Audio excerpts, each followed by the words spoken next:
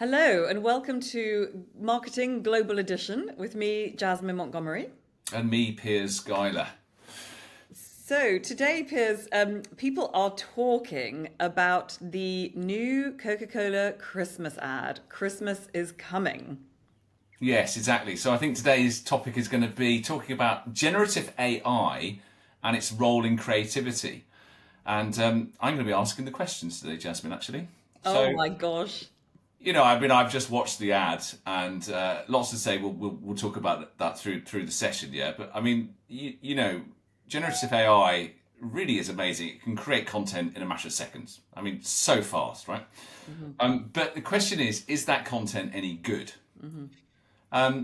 You know, can it sell? Can it actually sell bottles of Coca-Cola? Can it persuade? Can it, like advertising? Can it persuade? You know, and is it good enough for long-term, you know, demand for products and services? I suppose the question really is, can AI be the ad agency of the future? So, lots of questions. You know, I want to talk about, will AI kill creativity, for example? Will we lose our jobs, etc., etc., etc.? Okay. Yeah, I mean, I think so I'll attempt to answer. I know you're asking the questions. That means I have to provide the answers. I won't have all the answers because I'm not an absolute expert, but I have been involved in setting up our sort of team's, you know, use of generative AI. So I'll give it a go. Yeah. Okay. Why don't we start with that then? What is generative AI? Okay, well, you know, generative AI is basically, it's a type of artificial intelligence that creates new content like text or images or even code based on patterns it's learned from vast amounts of data. So I'm sure a lot of our listeners will have used 𝐶hatGPT, and 𝐶hatGPT creates text and it does it using large language model. But really what that means is it has been trained on a massive set of data, basically everything that exists on the internet today. It's kind of absorbed all of that, digested it, and it can answer our questions based on what it's learned. Generative AI, specifically in the context we're going to talk about it, is about generating images or video. Mm-hmm. And the difference between generative AI and, say, just artificial intelligence in general is that it's really, I think the important thing to understand is the difference between an algorithm and generative AI. So an algorithm is a set of rules by which you do something. So you might tell a computer to generate an image of a cat, and you might tell it that in order to generate a cat, it must create a shape that has whiskers and a tail, right? And that's how the computer knows, okay, if I put whiskers and a tail on something, it's going to be a cat, right? You've given it a set of rules, which are when I put whiskers and tails on things, it's a cat, right? Or if it's recognizing an image, you know, if something comes in with whiskers and a tail, it's a cat. Generative AI, you haven't told it that the condition, you know, equals whiskers and a tail. You've just said, create me a cat. And it has been shown millions of images of cats, some of them photographic, some of them might be, you know, a cubist interpretation of a cat, some of them might be a cat where you can't see the tail, but it's been shown so many images that it knows kind of generally what a human means when it says it wants a cat. Is that known as machine learning? It is known as machine learning, and it's really very clever. And so it seems like it's creating something out of the clear blue sky. What it is actually doing is it's predicting, if you like, the next pixel. So 𝐶hatGPT works by predicting what the next word in a sentence will be based on having read practically everything on the internet. If you ask it a question, you know, what is the color pink? It will provide an answer by starting with the color pink is, and then it will say to itself, what's the most likely next word that humans would use to describe pink? And it will put that in. And what's the next most likely word after that and after that? And in a sense, that's what generative AI does. Imagine, you know, if you pixelate an image, if you start with a beautifully sharp image and then you blur it, you get it so that you can barely see it. It's a fog of pixels. Mm-hmm. Now imagine putting that little video in reverse. You start with a cloud of pixels and then the pixels get sharper and sharper. And what the generative AI is doing is it's saying to itself, I've got a cloud here. I've got a nebulous cloud of nothingness. how can I make it look a bit more like a cat? How can I make it look a bit more like a cat? What's the most likely next pixel that humans would put in place? And as it asks itself that question, eventually, because so many humans, when their photographs of cats have had shown whiskers and a tail, the generative AI will put in whiskers and a tail because that's the next most likely pixel. So why then would it suddenly put in a toe? Like a human toe or something mad like that. Why does that's what I see, I see. We will come on to Coke being brilliant in a minute. Well, creating an ad in a minute. But no, I mean I think what you're talking about is the frustration that so many people have when they try to use generative AI at the moment, right? Which is at the moment what happens if you use these tools, and there are so many from Midjourney to DALL-E to Stable Diffusion to Leonardo to Adobe Firefly. A lot of these tools, I think what you're talking about, Piers, is you ask it for a person and you get somebody with 6 fingers, right? Yeah, exactly. You ask for a family sitting on a sofa and you get 4 people, but you get about 9 arms. And one of the arms is actually a leg and it's sticking out of their left ear, right? That's what you're talking about? Yeah, no, I just remember there was a fantastic image that was created and we thought this was absolutely brilliant. And then I looked closely and I saw it was like a family environment, people sat on a sofa or whatever. And then in the corner on the roof was a small child. It was just like, I don't know, how did that happen? Why did it do that? That's because it's early days. It is in its infancy technologically. You so say that, but have you looked at the Coca-Cola ad that's been launched today? Right. Okay. So let's talk about the Coca-Cola. Let's come on to that in 1 second. Let me just say that although generative AI has been around since the 1960s, technically, it's been a really long, slow burn. And it was about a year ago that it suddenly took off and the versions became good enough for mass adoption. And with every new version, it gets better and better and better. And it gets more and more photographic. Now, and that's generating images. It's now able to generate video, which is incredible. So Coke have used this quality. So for anybody who hasn't seen the Coke ad, it's, if you remember their holidays are coming, it's this sort of snowy landscape, and it's the Coke truck all lit up for Christmas coming through this kind of snowy landscape with the song Holidays Are Coming. I'm not going to sing because I don't want to terrify people. And Coke have reimagined it with the help of 3 different kind of AI production houses. So now it's quite funny because it comes past, like, the landscape is now not just a sort of snowy landscape. It's like the most magical Christmassy Whoville kind of extraordinary fairy lit magical little. No, I thought it was a bit like, you remember the Polar Express cartoon with Tom Hanks, and they're sort of based on reality. It was like that, but slightly more realistic. But yeah, and this whole thing is kind of magic reality or real magic, and it's very magical. And they go past some polar bears that happen to be there, and it's like what was kind of a sort of quite boring. Well, I mean, it was a sort of not that interesting landscape that the trucks came through in the previous ad. Now it's epic. What people are there's no idea behind it, Jasmine. There is no creative idea. What it is, oh look, we've made our ad out of AI, and that's the story, And when tech is the story, you have no story. So, I kind of love it in some ways because I love like the ability it has to lift reality into a new dimension of imagination. And I think it's gone back to the heritage really effectively of Holidays Are Coming. That's the thing that everybody associates with Coke. Christmas starts when you see that truck and you hear that song. And now they've made it come into this just magical world that is just so Christmassy. It's just completely wonderful. But I am somebody who, if you look up the meaning of life in my dictionary, it's fairy lights. So this ad speaks to me. But I think what it does do, that where it seems to go wrong, and it seems to really get people's goats, is not so much in the lighting and in the kind of scene setting, but in the fact that it's used AI generated people. That the models aren't real, and you can just tell. The problem with AI at the moment is it's very good for some things, and we'll come on to what it's good for in a minute, but what it is still not great for is like really emotional, real people shots. There's something authenticity is lacking.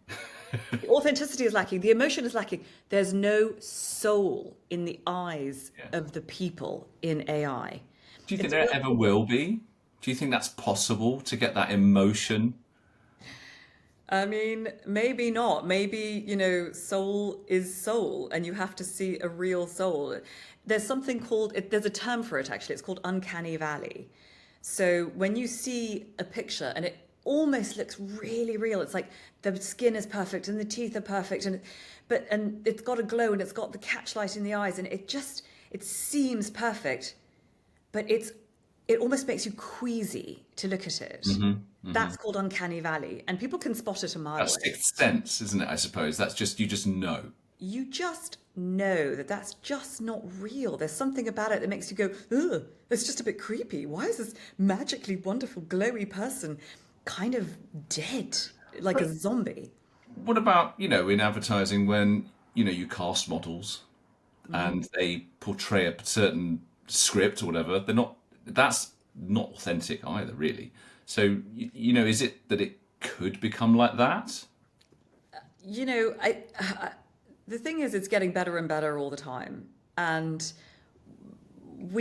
I think people are quite hasty. People jump on the AI bandwagon or the anti-AI bandwagon as if it's like the devil. It's, it's evil. It's kind of, it's a creativity killer. I personally think of it more like a tool. So we're all very comfortable going to the cinema and seeing stuff with an awful lot of CGI in it. But really good directors combine phenomenal CGI with some phenomenal real acting. And for me, the future of AI is as a tool that helps humanity with its creativity and never a total replacement. I think that I believe, I'm not sure, because it's really incredible, the pace of improvement for AI. But I think, not necessarily hope, because I don't know how we can get onto that. But I think that the elements of human ingenuity in crafting a story, in editing, in choosing the footage, in directing the AI will always be there. If you want really good product, if you're happy with generic product, I think machines can do it. Creativity is like magic, okay? And there is, human beings can do that, but I just don't yet see how generative AI can. So what is it good for? Well, it's very good for certain things. It's very good. So I think we've talked about what it's not great for. But what it is good for, I think, is if you want a penguin wearing a helmet on a flying motorcycle, it's a lot easier to generate that in AI than it is to get the penguin to put a helmet on and sit there being good in a photo shoot. If you want to imagine, so there are kind of imaginative things that don't exist in reality that are hard to photograph in a photo shoot. If you want to imagine a city of the future with flying cars, you can't photograph the future. You have to CGI it, and AI is great at that. If you want to paint a woman wearing headphones in the style of Vermeer's Woman with a Pearl Earring, AI is brilliant at that. If you want a puppy eating a bowl of spaghetti, it's totally brilliant. And I think it's taking the place, in some ways it's taking the place of a camera. So what's amazing about it is, you can you can prompt it to take a photo and tell it the settings you'd have used. So you can say, take this shot as if it was shot on a Canon 7D using a 50mm lens at 2.8 aperture on ISO, whatever.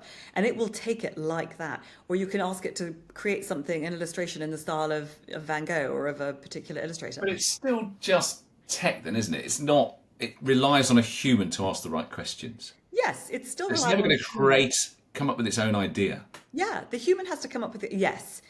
This is the difference between AI and humans, is an AI will never wake up in the morning and have that creative desire to take a photo of a beautiful lion in a sunset. The human decides to do that. Whether the human does that with their Canon, or with Midjourney is kind of up to the human. But the problem here I see is that, not many people have are good photographers and have a Canon 7D or whatever you call it, right? But many people can just hook onto Midjourney and have a crack. And what worries me is it's cheap, it's quick. Yeah. And for a lot of people without a lot of imagination, we could be creating an awful lot of clutter. Well, that's certainly true. Mind-blowing. Yeah, there is. I mean, certainly you're right, because it's cheap and quick. And so there is already a mind-blowing amount of clutter. I mean, I notice it on social feeds. You know, you can be going through Pinterest or Instagram, and you start to see stuff. I'm seeing stuff all the time that I look at and go, good heavens, that's really bad AI. And, you know, at least the stuff that gets put onto Instagram is probably reasonable. If you go into Midjourney and you're not good at what's called prompt whispering, right? There's this thing called prompt engineering. It's become, I call it prompt whispering. If you're not a good prompt whisperer, if you just put in, you know, a puppy eating a bowl of spaghetti, you will get such a lot of drivel. You'll get like 80 to 90% rubbish, right? So not only does the human have to prompt it well. Now, if you do a great job of prompting, you don't just say a puppy eating a bowl of spaghetti. You say, you know, a Bernese mountain dog puppy sitting in a really traditional looking home, sitting on a wooden chair, looking like an adorable child, and it's eating a really delicious looking bowl of spaghetti. And the thing is that what's funny about it is that it's got spaghetti coming out of its mouth and blah, blah, blah. And you really set the scene so that the puppy looks like a child, and it's really anthropomorphizing the puppy, and it's becoming really adorable. So those are prompt whisperers. So that's a prompt whisperer who goes. How many of those were needed for the Coca-Cola ad? Oh, I mean, that will have been an epic team, and it's interesting because, you know, more than the team needed to create the ad. When it comes to the question of will AI take our jobs, it may, in the very very first instance, make it harder and harder to make money being a photographer, for example, or a videographer, but it will certainly be rich in job creation. The jobs of the future are in prompt engineering, absolutely. So do you think jobs will go? You do? I think jobs will change hugely. So I think jobs will change, but I think it's really interesting because, you know, there have been other sectors where there have been kind of large scale shifts. I mean, if you look at something like farming, you know, in China went from 82% of all workers in 1962 to only 13% in 2013 being involved in farming because of technology, because of, you know, tractors and machines and so on. Now, those people aren't still unemployed. Like people shift and they go into new jobs. And I think that's what's going to happen with AI is some of the stuff that's laborious, I think will absolutely, you know, go. But it's quite interesting. There was a Harvard Business Review article that looked at the three scenarios of this, and they talk about really kind of three worlds, three scenarios of the future. You know, one where a lot of jobs have been replaced, one where actually, you know, so where there's an explosion of kind of AI assisted innovation, which is sort of the scenario I see, which is, you know, it doesn't really put creatives out of work. It more supports humans to do the work they already do, but allowing them to do it with greater speed and efficiency. So it takes some of the more laborious bits out of it. But I think there's a third thing that they talk about, which I very much foresee, which is that human-made starts to command a premium in the future. So that, you know, really, really fantastic brands will continue to use human creativity to differentiate themselves from what will become an ever more generic space. And that's embedded in the technology, because generative AI, it is trained on what exists out there. It's kind of like it always averages out. It always provides you with a really average cat if you ask it to create a cat, unless you prompt it to create a really unusual cat. But it's always going to kind of drive to the center, if you like. So I think that brands will increasingly go to really differentiated content creators as a way of differentiating their brand. And there'll be one of the simple uses for it I see today is just it's a fantastically fast way of creating storyboards. It's I mean, really good for honestly, that. It's brilliant. great for envisaging things that don't exist yet. So before you've shot an ad, when you want to show the client the storyboard and you haven't shot it yet, and the client says, yes, but what will little Jimmy be wearing in frame 3 of the commercial you're shooting? You can show them. You can show them what the setting's going to be like and what the wardrobe is going to be like and what the stylist needs to think about. Yeah, absolutely. What can't it do? I mean, I noticed Coca-Cola, they've got their logo on there and stuff like that. Was that done by CGI or, Yeah, there's or was something. that all AI? Because it's hard for them to create certain things, isn't it?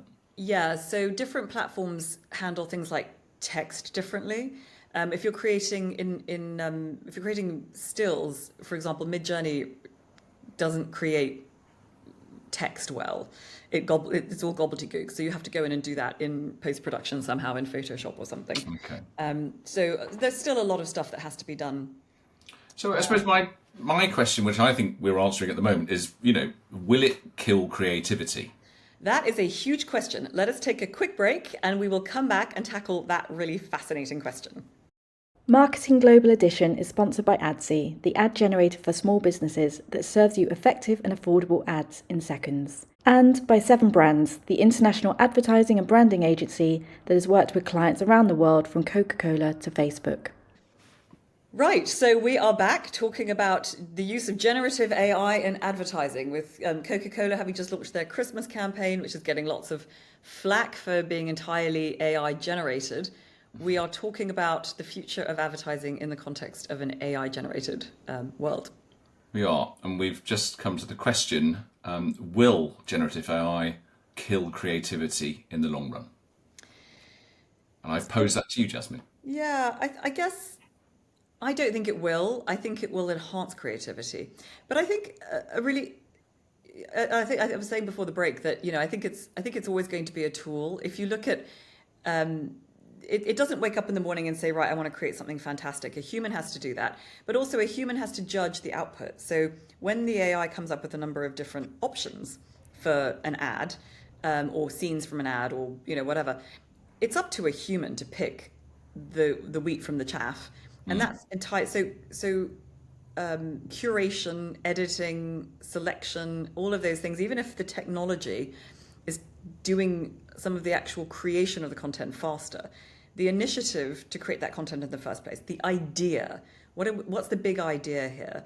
And which of these executions do we prefer? Which one is best at delivering on our big idea to persuade audiences, as you said in the beginning? That's always going to be in the minds of a human, I think. I mean, the worry is with AI, generative AI, it's because it's quick. You could end up having so many multiple choices that, rather than 3 options, you might have 300 options that are then, tested through generative AI, etc., etc. So it could get bogged down. I do worry that. I don't worry about it replacing the human because I just don't think it'll ever come up with the idea. It'll never come up with the idea. It'll come so real that you won't be able to notice. I think that will happen because just the speed of technology, advancement. But I don't think it'll ever really crack a good idea. I mean, I think it begs a really interesting question, which is creativity a uniquely human quality? We tend to think it is, but I don't know if you remember Coco the gorilla, but Coco the gorilla was taught sign language by her. She had a role in a research institute. I can't remember if it was Cornell University or one of those in the States. She was an incredible gorilla she was very well treated. I hope, from what I read, it was a while ago. But she was taught sign language and she was incredibly communicative and she taught humans a huge amount about gorillas.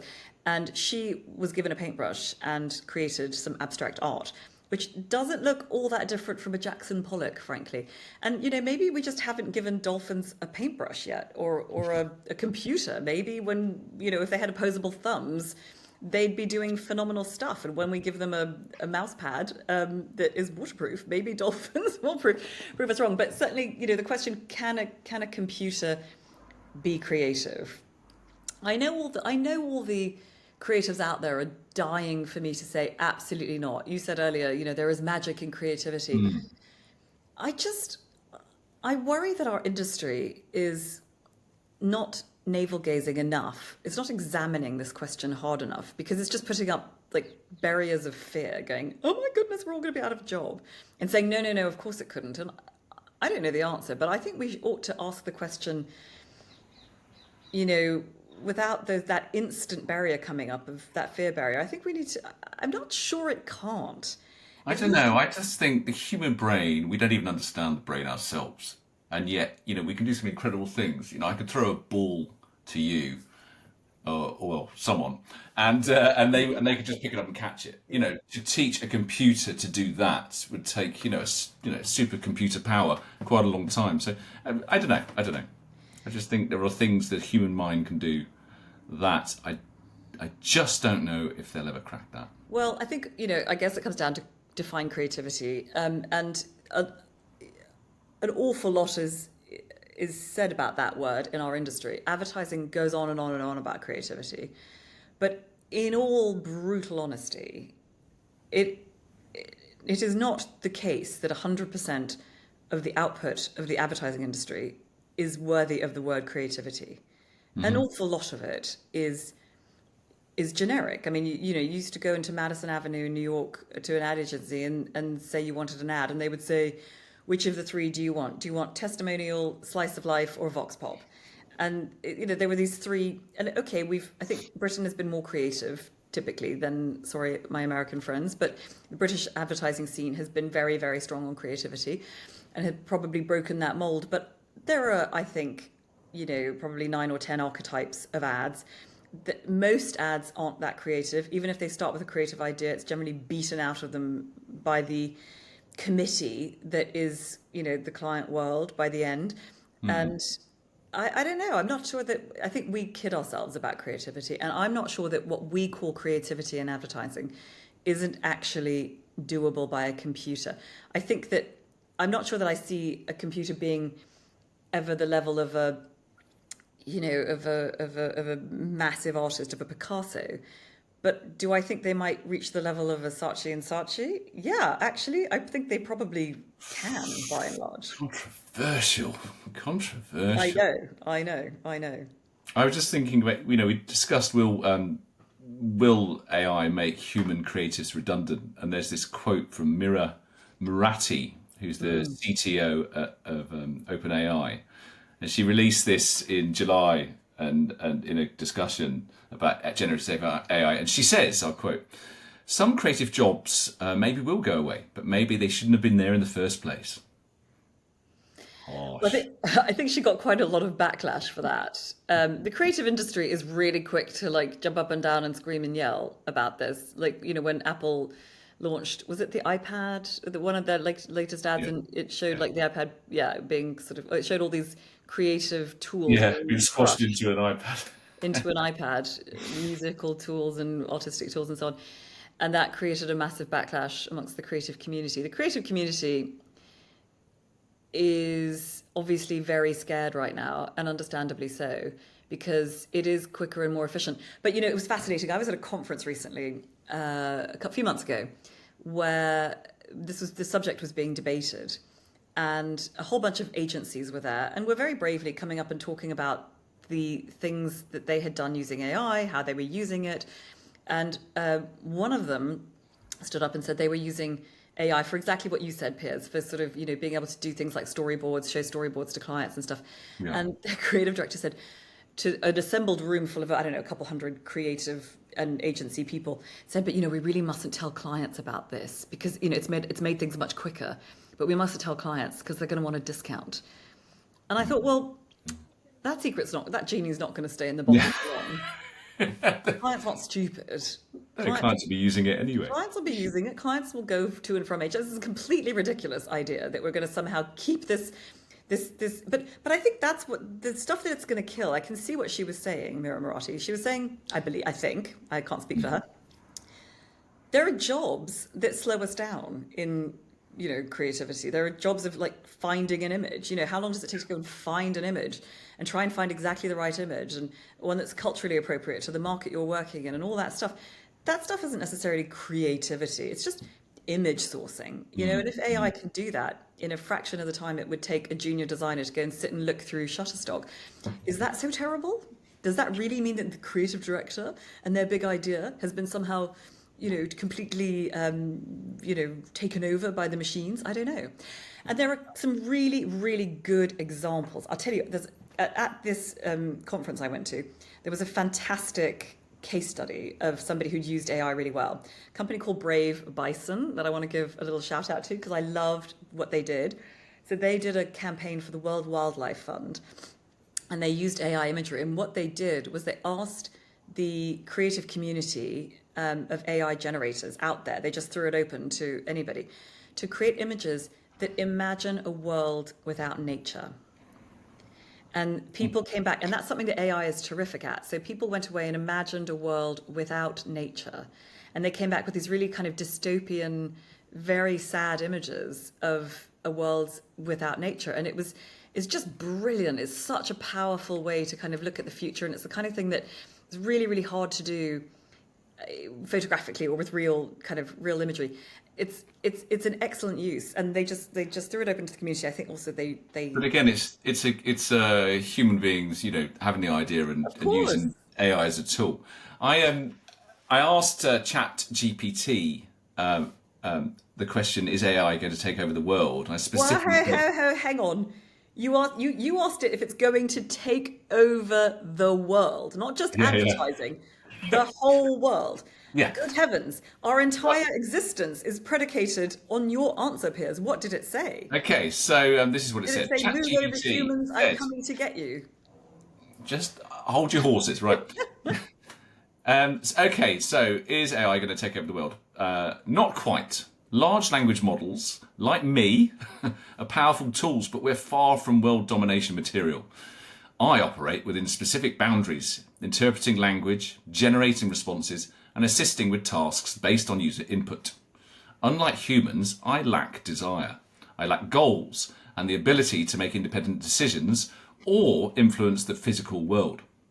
My intelligence is all in the language patterns I've learned, and I'm ultimately under the control of developers, users, and ethical guidelines that limit my scope. So, I'm not here to take over. I'm just here to make things a bit easier, more efficient, or interesting for people like you. That's like Cyberdyne Systems from the Terminator. I don't believe it at all. Well, there you go. Putting the intelligence into artificial intelligence, it has the sense to, while it's plotting to destroy all of humans, to tell us that it's absolutely not going to do that. So I think that's a reassuring note on which to end. I guess I don't know what our predictions are. What is your prediction? Is AI going to kill advertising? No. I think it's going to become it's going to be overused, and then it's going to become useful. But it'll always just be a tool. I think it's going to be a massive challenge to the traditional ad agency model with its bloated human costs. It's quite often highly egotistical senior people who think they're God's gift to creativity. I think it's going to be a massive challenge to that sector. And I think we're going to see some new and exciting platforms coming up that use AI in an incredibly interesting way to give clients faster, cheaper advertising. But I also think we're going to see a premiumization of human content and see brands continue to look for really excellent content creators from the human population. Yeah. Interesting. All right. Thank you all for joining us. Same time, same place next week. Have a good week, everybody. Thank you. Bye-bye. Bye, everyone. Bye.